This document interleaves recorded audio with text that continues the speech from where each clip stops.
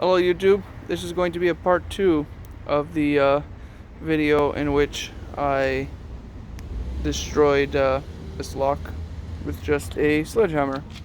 Now it's not just, again it's a 4-pound sledgehammer, but from the last video I took another 3 whacks and it separated, this piece broke off, and then another 2 whacks and this mechanism was pushed down on the shaft and the lock was free.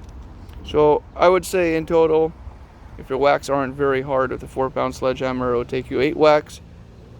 And yeah, if you are hitting it very hard while it's already on a trailer, 2 or 3 whacks should be enough to break it and get it apart. Basically this part, this shank here, doesn't seem to be damaged at all.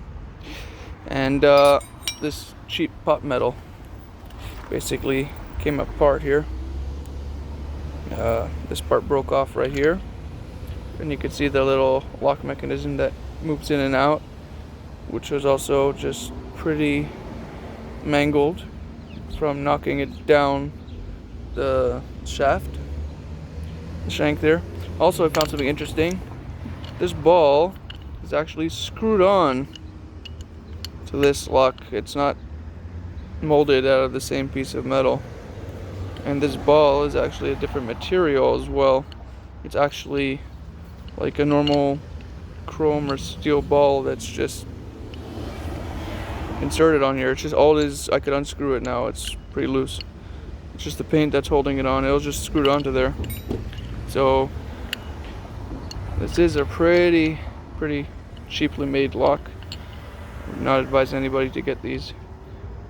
They are cheap, but they probably won't stand up to any form of robbery. I mean, 3 good whacks with a hammer and you could break this lock off.